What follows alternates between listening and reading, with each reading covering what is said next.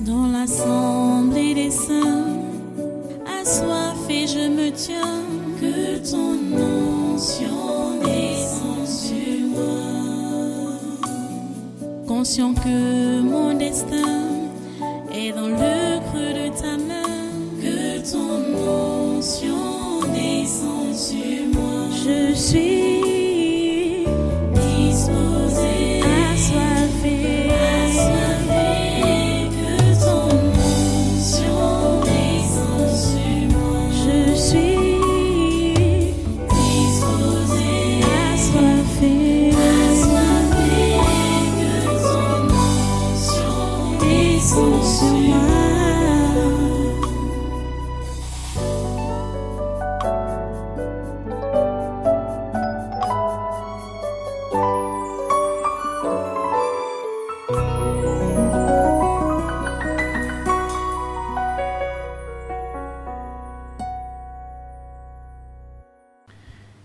Voici ce que la Bible dit, verset 17 de 1 Jean 3. Si quelqu'un possède les biens du monde et que, voyant son frère dans le besoin, voyant son frère, on dit bien son frère, pas le faux frère, mais son frère. Et on va dire dans Galates, on va lire dans Galates qui nous fait comprendre que on doit faire le bien à tous et surtout aux frères dans la foi. Pas les faux frères. Mais on doit d'abord s'occuper des frères dans la foi. C'est ça qui nous est dit dans Galates. Et savoir donc qui est frère, c'est là le problème. Là, il faut avoir l'Esprit de Dieu pour pouvoir discerner. Et 1 Jean chapitre 4, le verset 1 nous dit ceci. Bien-aimés, n'ajoutez pas foi à tout esprit, mais éprouvez les esprits pour savoir s'ils sont de Dieu. Car plusieurs faux prophètes sont venus dans le monde. Ce n'est pas tout le monde qui vient à l'église qui est frère en Christ ou sœur en Christ. Et ce n'est pas parce que quelqu'un a dit que je suis frère ou je suis sœur, j'ai cru que la personne là est forcément un croyant. Vous voyez? Il faut avoir maintenant le discernement pour savoir qui est donc ton frère, à qui tu dois faire du bien.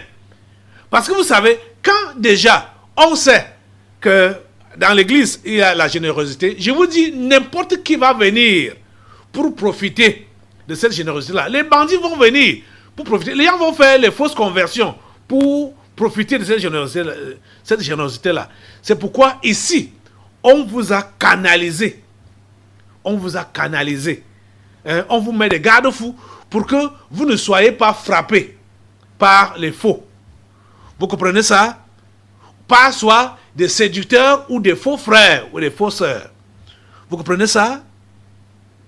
Mais aider ton frère ou ta sœur qui est dans le besoin que toi-même tu vois, ce n'est pas un péché. C'est à cela même que nous sommes interpellés à nous aider les uns les autres. Mais vous voyez que la chose est mal prise, la chose est mal comprise. Et l'ennemi profite de la circonstance et de l'occasion pour déranger. Vous voyez, si vraiment vous voulez venir en aide à quelqu'un, vous avez suivi également les histoires des dettes à gauche, à droite, des dettes qui ne sont pas remboursées et qui font des années. Juste pour que vous puissiez comprendre, il y a eu un cas ici. Le couple, soit Tchelofak, quel couple encore là? La femme doit s'appeler Judith. Qui ont pris une dette inutile au niveau de la réunion des femmes, je crois, c'était comme ça là. Une dette inutile. Eux-mêmes ont confirmé que c'était inutile parce que la dette là n'a pas pu résoudre le problème. Donc, quand déjà, soit vous donnez un crédit à quelqu'un qui ne va pas bien utiliser ça, ça va devenir un problème à la longue.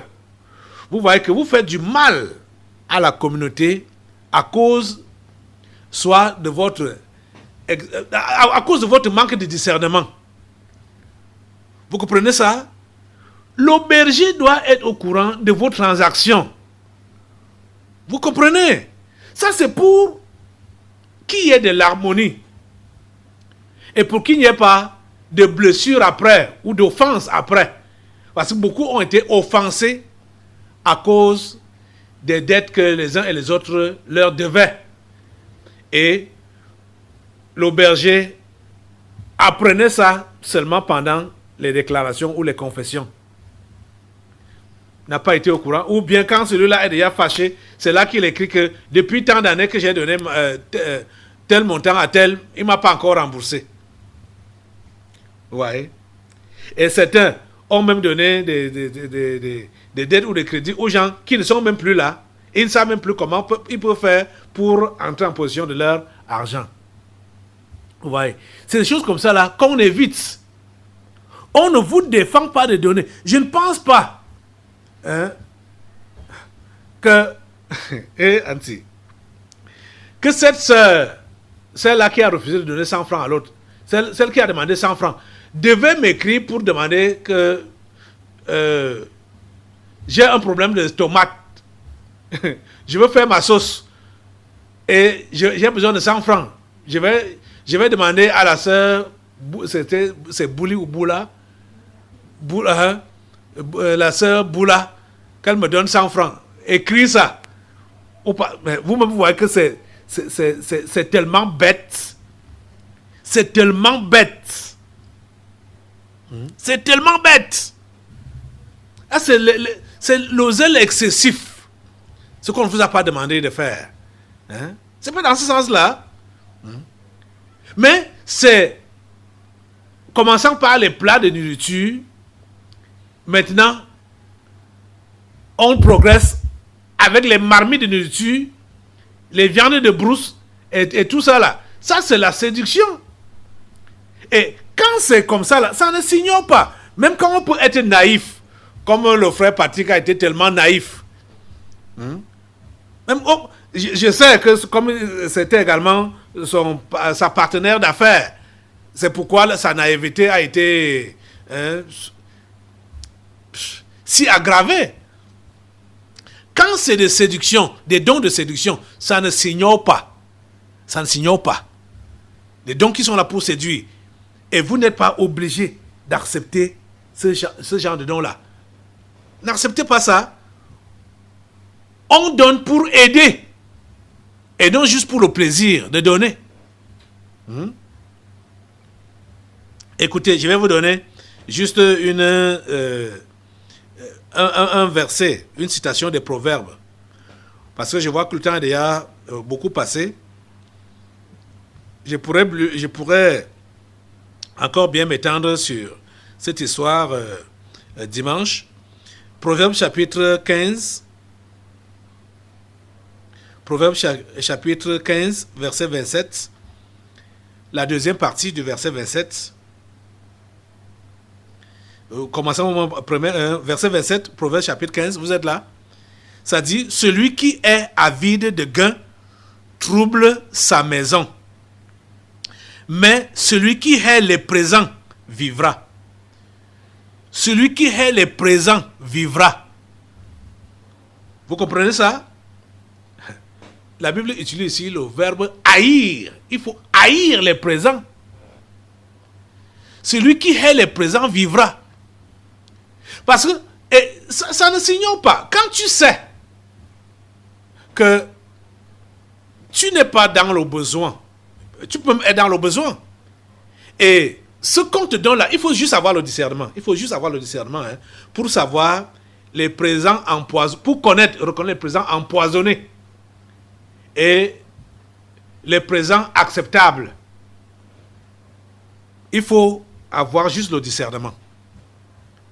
Mais, généralement, ce que la Bible nous enseigne est de venir en aide à celui qui est dans le besoin. Verset 17 de 1 Jean 3 dit, si quelqu'un possède les biens du monde et que, voyant son frère dans le besoin, il lui ferme ses entrailles, comment l'amour de Dieu demeure-t-il en lui? Vous voyez donc que ici, selon la Bible, celui qui doit donner doit avoir beaucoup. par rapport à celui à qui on vient en aide. Vous voyez? Donc, ce n'est pas le genre de don qui veut séduire, mais le genre de don qui veut subvenir à un besoin, veut résoudre un problème. Vous comprenez ça? C'est clair. C'est clair. Si quelqu'un possède les biens du monde et que voyant son frère, et il faut souligner son frère, voyant son frère dans le besoin, il lui ferme ses entrailles, comment l'amour de Dieu demeure-t-il en lui? Petits enfants, n'aimons pas en parole et avec la langue, mais en action et avec vérité. Par là, nous connaîtrons que nous sommes de la vérité et nous rassurerons nos cœurs devant lui. Voilà comment ça doit se passer. Vous comprenez ça? Voilà comment ça doit se passer.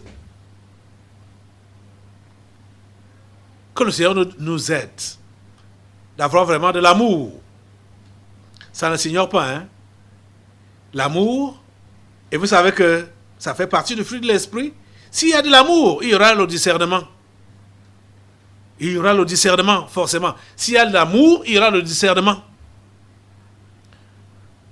C'est l'amour qui est répandu dans nos cœurs par le Saint-Esprit. Et c'est lui qui nous ouvre